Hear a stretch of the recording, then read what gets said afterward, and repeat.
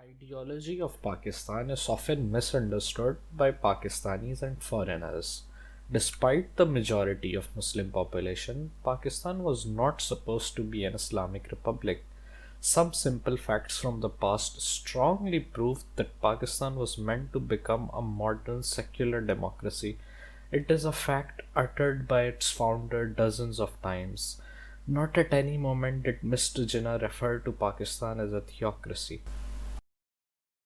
Let's look at the background of some of Pakistan's founding fathers. Let us evaluate if any of their views fit the ideology of the current state.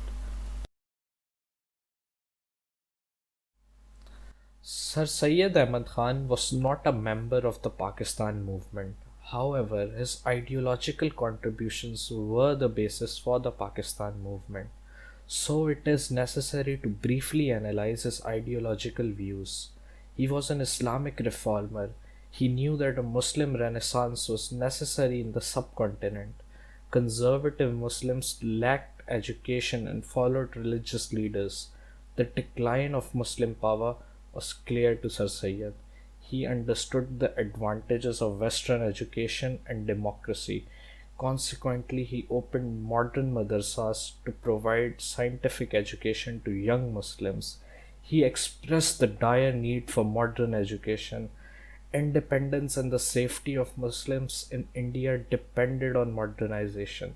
He presented several liberal interpretations of religious texts.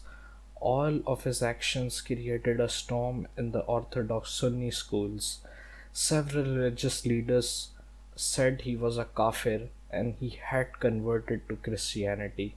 In reality, he knew that Muslims were decades behind others in education, technology, and all other aspects. Without modernization, a separate state was a fantasy. He is often considered the first person who theorized the existence of a Muslim nation in the subcontinent. He was concerned about the post colonial power vacuum. The Hindu domination would have been devastating for Muslims in a united India. Muslims were behind Hindus in terms of education, so Sir Syed founded the Aligarh movement. It encouraged Muslims to build a modern education system. I can explain more about Sir Syed, however, at this point it is clear that he was not a conservative Muslim. Instead, he preferred liberal interpretations of religious texts.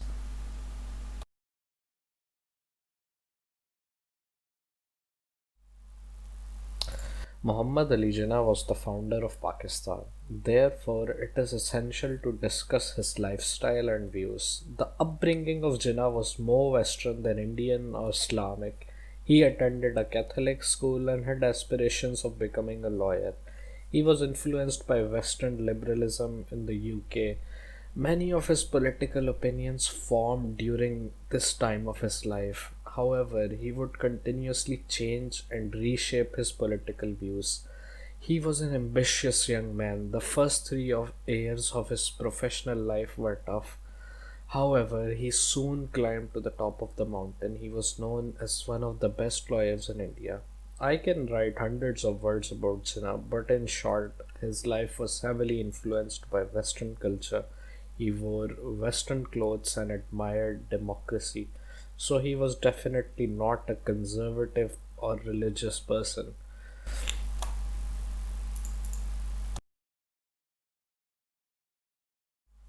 The political ideology of Jinnah was unique. He wanted to create a modern Muslim democracy. The problem is that no one had ever established such a democracy. At several occasions, Jinnah stated that Pakistan would embody Islamic principles in a novel way. He wanted to create something that did not exist in the world. In some ways, Jinnah wanted a country that was too unrealistic. He wanted Islamic principles in a modern secular government, and that is just too unrealistic, some people would say.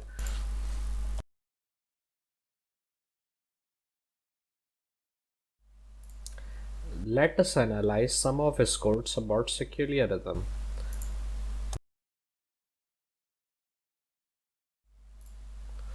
This part of Jinnah's speech proves that he wanted to abolish discrimination in the subcontinent, and specifically in Pakistan.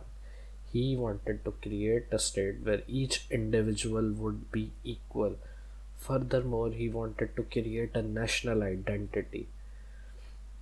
In the later part of his speech, he refers to Catholics and Protestants in Great Britain, and he wanted to create a state where religious identity was irrelevant. He wanted citizens to be Pakistanis regardless of their religions.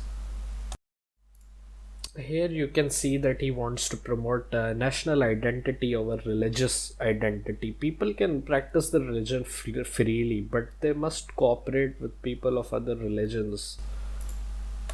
All of these quotes show that Jinnah was against a theocratic government. So why would he want Pakistan to be an Islamic republic? It makes no sense really. Let's move on to the next founding father in the list. Aga Khan III was a leader of the Smiley community and was one of the leaders of the Pakistan movement.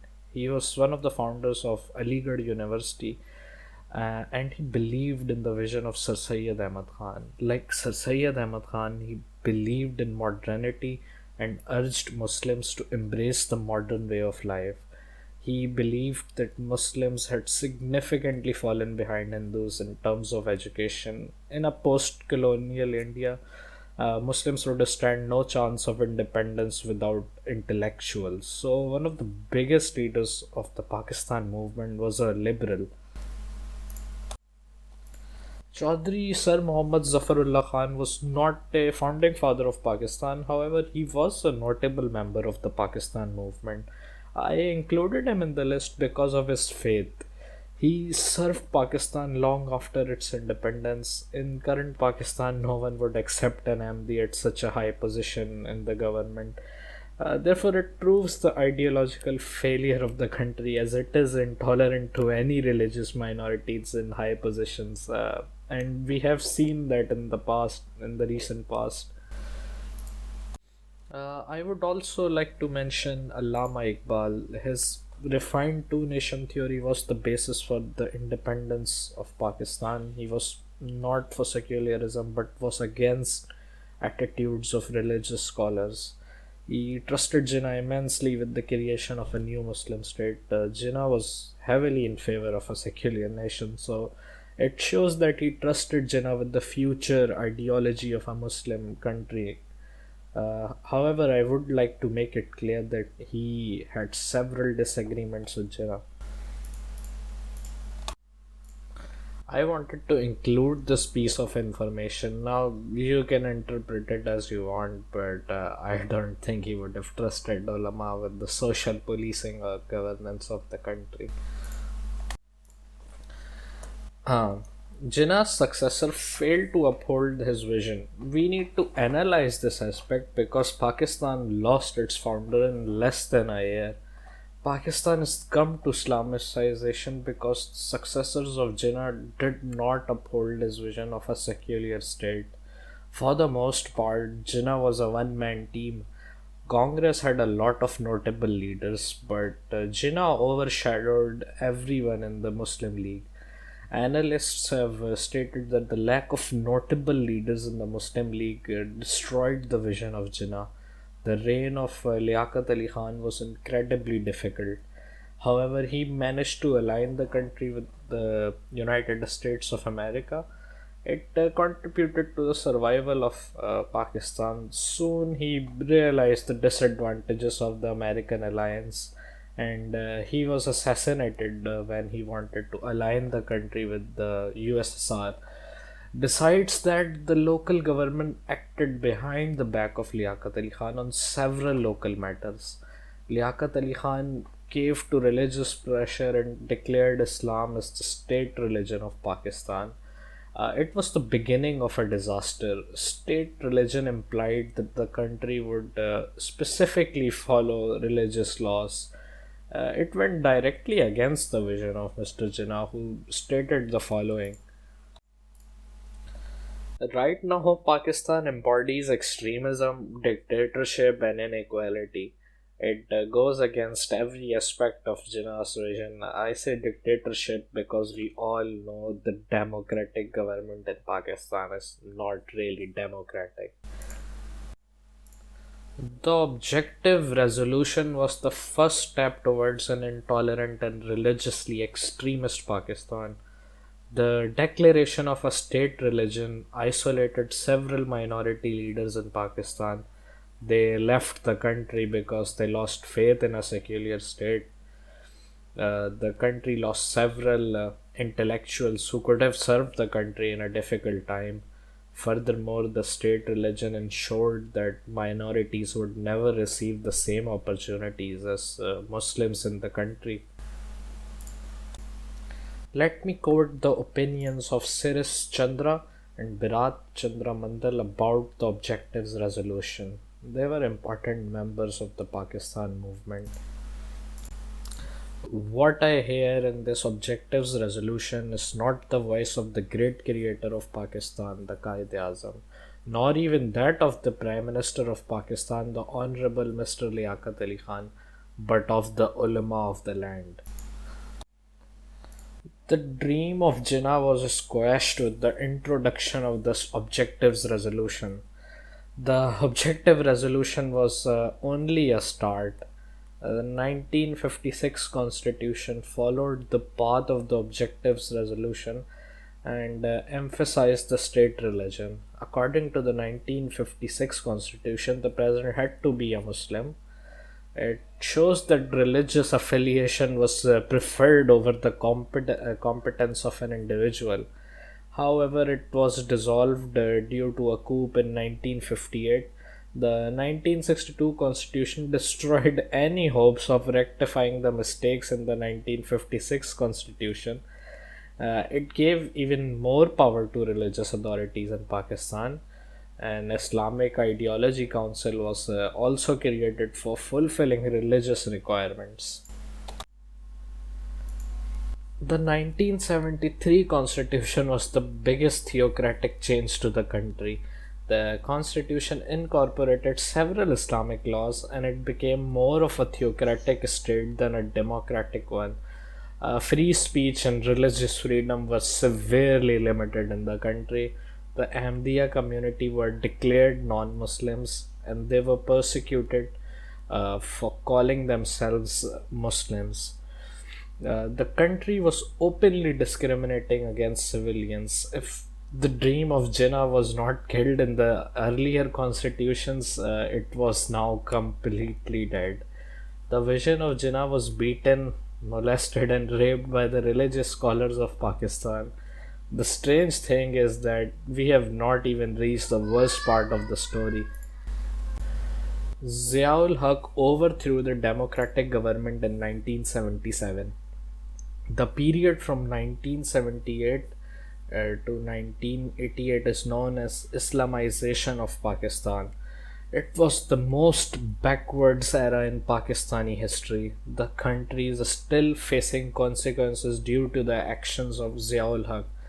I am not going to cover the Afghan Jihad and the role of Pakistan in the Afghan Jihad. However, these events significantly increased religious extremism in the country. Zia-ul-Haq promoted religious extremists, and Islamic punishments such as flogging and limb amputations became common in the country. Pakistan turned into a 16th century autocratic and religiously extreme country. Mr. Jinnah would have preferred a united India instead of a country like that. At that point, Pakistan had neither democracy nor secularism. Zia ignored essential aspects of Jinnah's vision and ideology. Now, let me tell you, religious nutcases and extremists exist in every country. Unlike other countries, Zia-ul-Haq handed the reign of the country to religious nutcases. He imported terrorists from all across the globe. They drove the country into the ground and created severe issues for the future. Thousands of Pakistanis died in the 90s, 2000s, and 2010s due to this mistake of Zia-ul-Haq. If we compare Zia with other dictators of Pakistan, we can see that Ayub Khan and Yahya Khan were dictators, but they did not encourage religious extremism in the country. Same for Pervez Musharraf. They harmed the constitution, but Zia-ul-Haq created long-lasting consequences for the country. Pakistan is still struggling from religious intolerance due to Islamization of Pakistan. Today, Pakistan is not a complete theocratic country. People pretend that Pakistan is an Islamic republic, but it is not an Islamic republic in any way. At the same time, it is nowhere near a secular country. The country is straight far away from the vision of its founder. The military controls Pakistan and they do whatever they want to do. The local government fails to control the spread of religious intolerance.